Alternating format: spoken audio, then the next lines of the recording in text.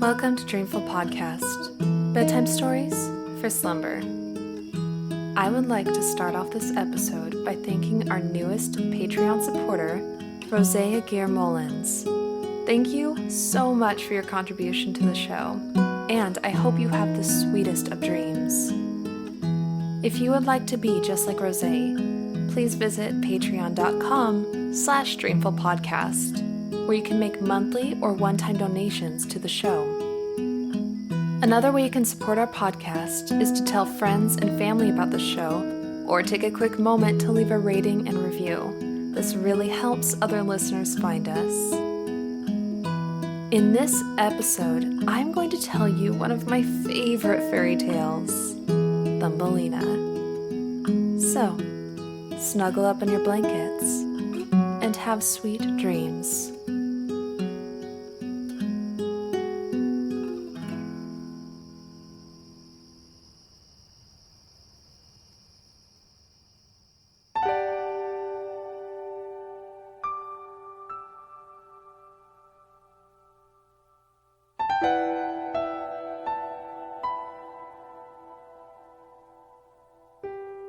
There was once a woman who wished very much to have a little child.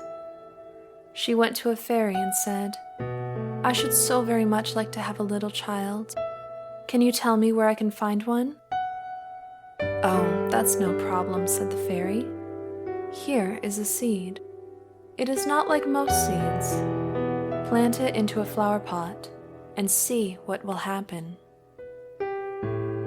"Thank you," said the woman, and she paid the fairy. Then she went home and planted it, and in no time, up grew a lovely large flower, like a tulip, but with its leaves tightly closed, as if it were still a bud. "It is a beautiful flower," said the woman, and she kissed the red and golden-colored petals. As she did so, the flower opened, and she could see that it was a real tulip, but within the flower sat a very delicate and graceful little maiden. She was hardly half as long as a thumb, so they gave her the name of Little Thumb, or Thumbelina, because she was so small. A polished walnut shell was used for her cot. Her bed was made of the leaves of violets, and her bed cover was a rose leaf. Here she slept at night, but during the day she played on a table, where the peasant wife had placed a plate full of water. A large tulip leaf floated on this plate, which she used as a boat. Here she sat and rowed herself from side to side. It was a very pretty sight. Thumbelina could also sing so softly and sweetly that nothing like her singing had ever been heard before. Thumbelina was very happy in her home.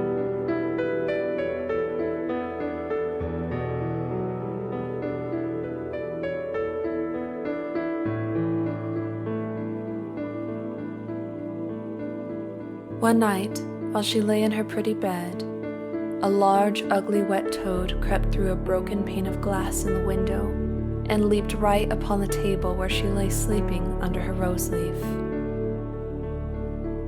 "What a pretty little wife this would make for my son," said the toad, and she took up the walnut shell in which Thumbelina lay asleep and jumped through the window with it into the garden.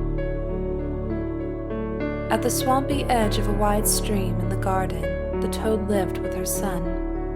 He was even uglier than his mother, and when he saw the pretty little maiden in her lovely bed, he could only cry, "Croak, croak, croak." "Don't speak so loud, or she will wake," said the toad, "and then she might run away. We will place her on one of the water lily leaves out in the stream. It will be like an island to her. She is so light and small, and then she cannot escape. While she is there, we will hurry and prepare the place under the mud where you are to live when you are married." Far out in the stream grew a number of water lilies with wide green leaves, which seemed to float on the top of the water. The largest of these leaves seemed farther off than the rest, and the old toad swam out to it with the walnut shell, in which Thumbelina still lay asleep. When she woke very early in the morning, she began to cry bitterly when she found where she was, for she could see nothing but water on every side of the large green leaf, and no way of reaching the land. Meanwhile, the old toad was very busy under the mud, decorating the room with rushes and wild yellow flowers to make it look pretty for her new daughter-in-law. Then she swam out with her ugly son to the leaf on which she had placed poor Thumbelina. She wanted to get the pretty bed to bring back for the underground room. The old toad bowed low to her in the water and said, "Here is my son. He will be your husband, and you will live happily together in the marsh by the stream." Croak, croak, croak was all her son could say for himself. So the toad took up the elegant little bed and swam away with it, leaving Thumbelina all alone on the green leaf where she sat and cried. She could not bear to think of living with that old toad and having her ugly son for a husband. The little fishes who swam about in the water beneath had seen the toad and heard what she said. So now they lifted their heads above the water to look at the little maiden. As soon as they caught sight of her, they saw she was very pretty, and it made them angry to think that she must go and live with the ugly toads, even though she didn't want to. No, it must never be. So they gathered together in the water, round the green stalk which held the leaf on which the little maiden stood, and chewed it away with their teeth. Then the leaf floated down the stream, carrying Thumbelina far away out of reach of land.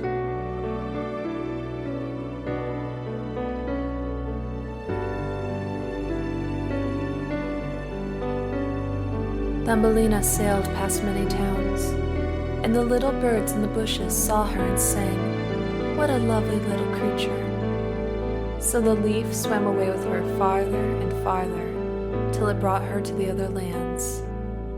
A graceful little white butterfly constantly fluttered around her, and at last landed on the leaf. He liked the little girl, and she was glad, for now the toad could not possibly reach her, and the country through which she sailed was beautiful, and the sun reflected gold upon the water. She took off the long ribbon from her dress and tied one end of it round the butterfly, fastening the other end to the leaf, which now glided on much faster than before, taking Thumbelina with it as she stood. Presently, a large beetle flew by.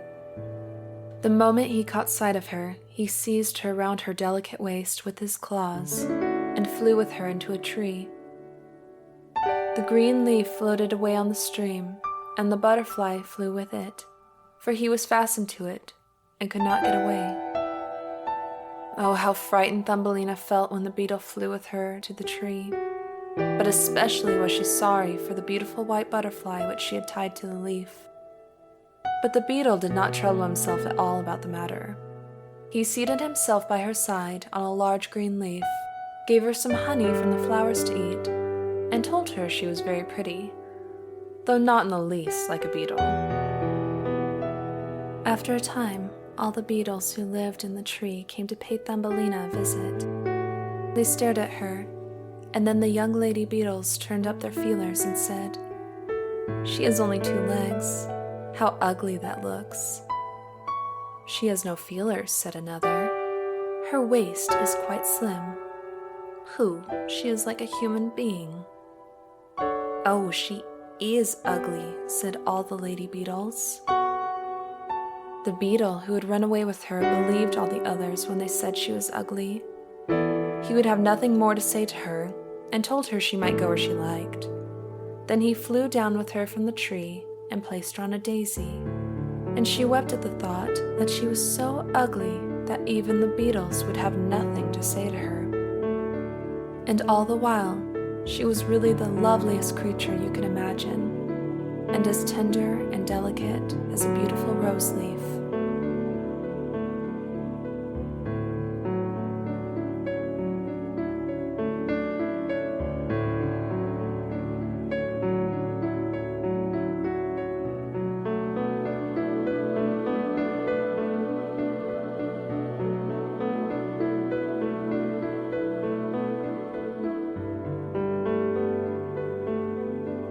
During the whole summer, poor little Thumbelina lived quite alone in the wide forest. She made herself a bed with blades of grass and hung it up under a wide leaf to protect herself from the rain. She sucked the honey from the flowers for food and drank the dew from the leaves every morning. The summer and the autumn passed away, and then came the winter, the long, cold winter.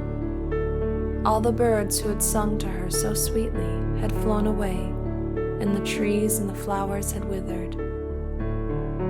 The large plant under the shelter of which she had lived was now shriveled up, and nothing remained but a yellow, withered stalk. She felt dreadfully cold, for her clothes were torn, and she was herself so frail and delicate that she was nearly frozen to death.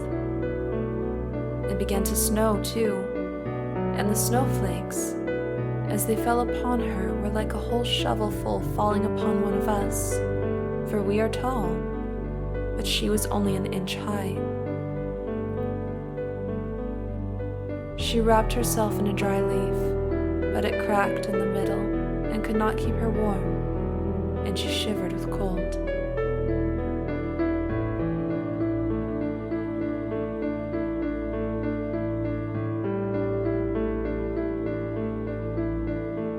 Near the wood in which she had been living was a large cornfield, but the corn had been cut a long time. Nothing remained but the bare, dry stubble standing up out of the frozen ground.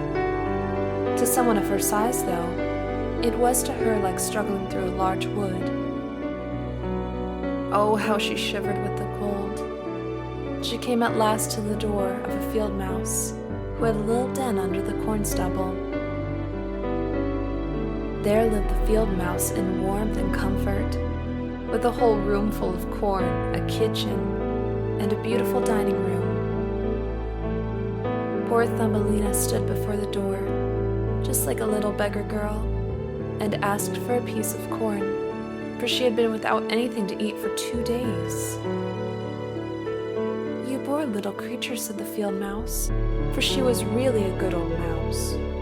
"Come into my warm room and have dinner with me." She liked Thumbelina, so she said, "You are quite welcome to stay with me all the winter if you like, but you must keep my rooms clean and neat, and tell me stories, for I shall like to hear them very much." And Thumbelina did all that the field mouse asked her, and found herself very comfortable. "We shall have a visitor soon," said the field mouse one day. "My neighbor pays me a visit once a week. He is richer than I am. He has a big place to live and wears a beautiful black velvet coat. If you could only have him for a husband, you would be well provided for indeed. But he is blind, so you must tell him some of your prettiest stories." Thumbelina did not feel at all interested about this neighbor, for he was a mole. However, he came and paid his visit dressed in his black velvet coat. "He is very rich and clever, and his house is 20 times larger than mine," said the field mouse. He was rich and clever, no doubt, but he always said bad things about the sun and the pretty flowers because he had never seen them. Thumbelina had to sing to him, "Ladybird, ladybird, fly away home," and many other pretty songs. And the mole fell in love with her because she had so sweet a voice. But he said nothing yet, because he was a careful, slow-moving creature. A short time before, the mole had dug a long tunnel under the earth, which led from where the field mouse lived to his own place, and here she was allowed to walk with Thumbelina whenever she liked. But he warned them not to be worried at the sight of a dead bird which lay in the tunnel. It was a perfect bird with a beak and feathers, and could not have been dead long. It was lying just where the mole had made his tunnel. Then he went before them to bring them through the long, dark passage. When they came to the spot where the dead bird lay, the mole pushed his broad nose through the ceiling so that the earth gave way, and the daylight shone into the passage.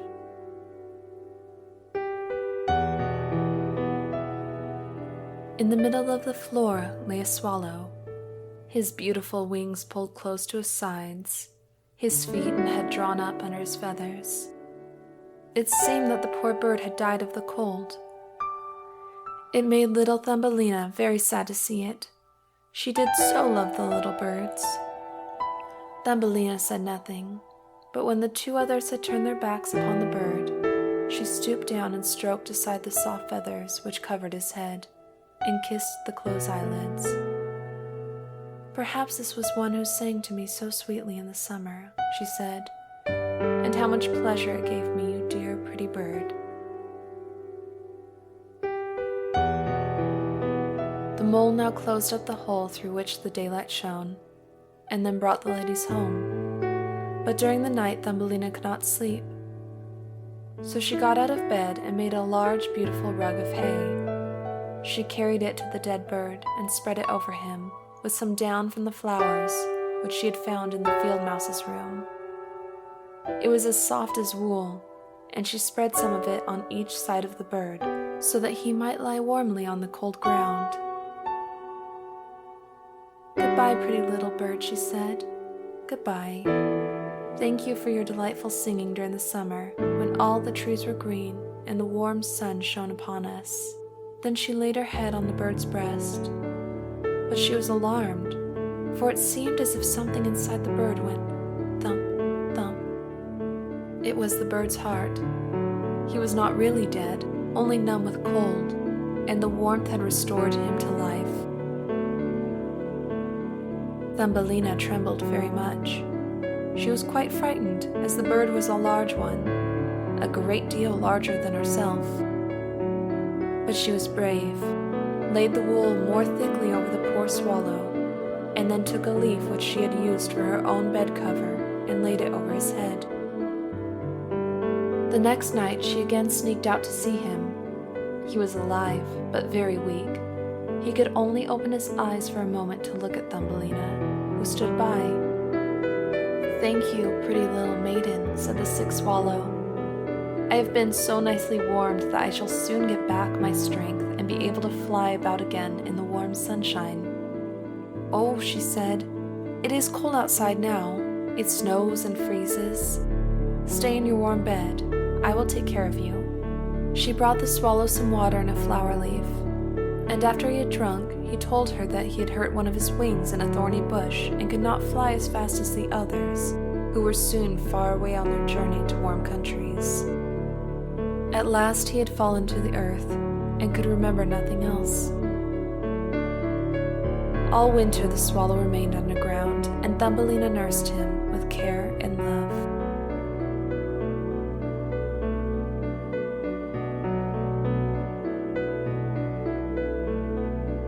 Very soon the springtime came, and the sun warmed the earth.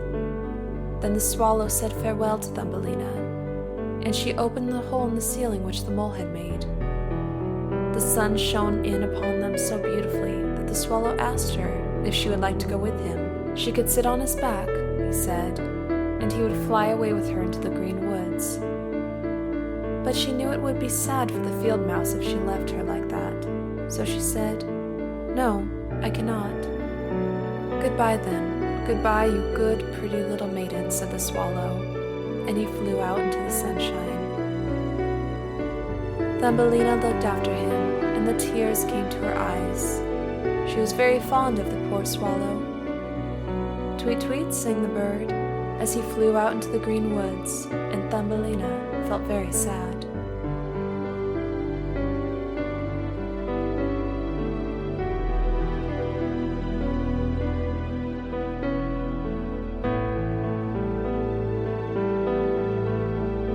"You are going to be married, little one," said the field mouse. "My neighbor has asked for you. What good luck for a poor child like you. Now we will make your wedding clothes. Nothing must be wanting when you are the wife of the mole." Thumbelina had to turn the spindle, and the field mouse hired 4 spiders who were to weave day and night. Every evening the mole visited her and kept talking about when the summer would be over. Then he would have his wedding day with Thumbelina. As soon as the summer was over, the wedding would take place. But Thumbelina was not at all pleased, for she did not like the mole. Every morning when the sun rose, and every evening when it went down, she would creep out at the door. And as the wind blew aside the ears of corn so that she could see the blue sky, she thought how beautiful and bright it seemed out there, and wished so much to see her dear friend the swallow again. But he never returned, for by this time he had flown far away into the lovely green forest. When autumn arrived, Thumbelina had her outfit quite ready, and the field mouse said to her, "In 4 weeks the wedding must take place." Then she wept and said she would not marry the dull, dreary mole. "Nonsense," replied the field mouse. "Now don't be stubborn, or I will bite you with my white teeth. He is a very handsome mole.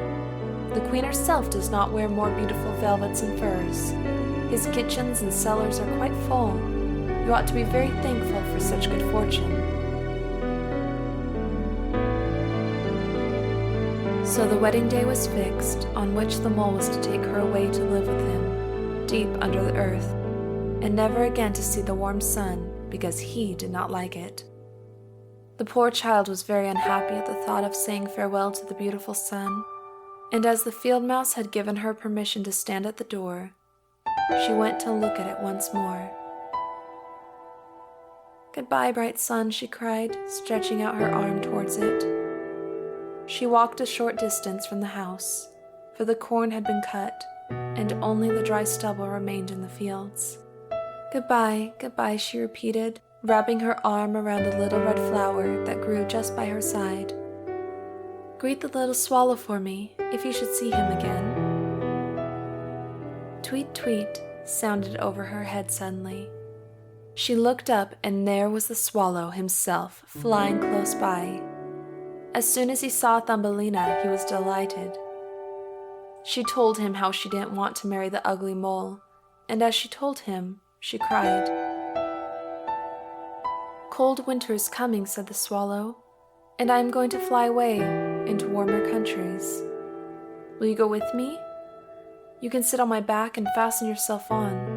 Then we can fly away from the ugly mole in his dark rooms, far away over the mountains, into warmer countries where the sun shines more brightly than here, where it is always summer and the flowers bloom with such beauty. Fly now with me, dear little one. You saved my life when I lay frozen in that dark, gloomy passage."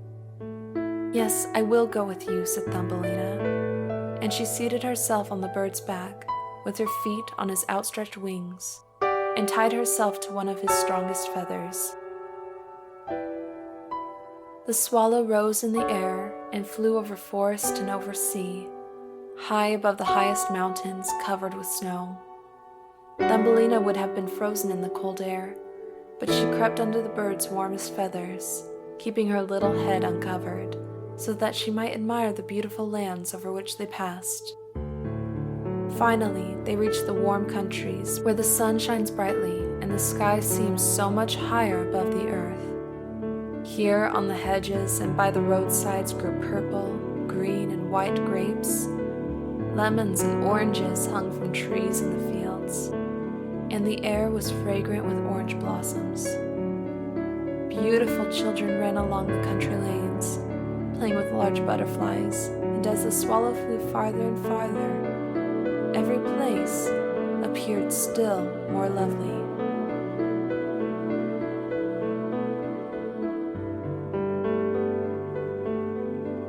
At last they came to a blue lake, and by the side of it, shaded by trees of the deepest green, stood a palace of dazzling white marble, built in the olden times. Ivy wrapped around its tall pillars, and at the top were many swallows' nests, and one of these was the home of the swallow who carried Thumbelina. "This is my house," said the swallow, "but it would not do for you to live there. You would not be comfortable. You must choose for yourself one of those lovely flowers, and I will put you down upon it, and then you shall have everything that you can wish to make you happy." "That will be delightful," she said, and clapped her little hands for joy. A large marble pillar lay on the ground, which, in falling, had been broken into 3 pieces. Between these pieces grew the most beautiful large white flowers, so the swallow flew down with Thumbelina and placed her on one of the wide leaves. But how surprised she was to see in the middle of the flower a tiny little man, as white and see-through as if he had been made of glass. He had a golden crown on his head and lovely wings at his shoulders, and was not much bigger than was she herself. He was the angel of the flower, for a tiny man and a tiny woman dwell in every flower, and this was the king of them all. "Oh, how beautiful he is," whispered Thumbelina to the swallow. The little prince was at first quite frightened at the bird, who was like a giant compared to such a tiny little creature as himself. But when he saw Thumbelina, he was delighted and thought her the prettiest little maiden he had ever seen. He took the gold crown from his head and placed it on hers, and asked her name and if she would be his wife and queen over all the flowers. This certainly was a very different sort of husband from the son of the toad or the mole with his black velvet and fur, so she said yes to the handsome prince. Then all the flowers opened, and out of each came a little lady or a tiny lord, all so pretty it was quite lovely to look at them. Each of them brought Thumbelina a present, but the best gift was a pair of beautiful wings, which had belonged to a large white fly, and they fastened them to Thumbelina's shoulders, so that she might fly from flower to flower. Then there was much celebrating, and the little swallow who sat above them in his nest was asked to sing a wedding song, which he did as well as he could. But in his heart he felt sad, for he was very fond of Thumbelina, and would have liked never to leave her. "You must not be called Thumbelina any more," said the spirit of the flowers to her. "You are so very lovely. We will call you Maya." "Farewell, farewell," said the swallow, with a heavy heart as he left the warm countries to fly back into Denmark. There he had a nest over the window of a house in which dwelt the writer of fairy tales.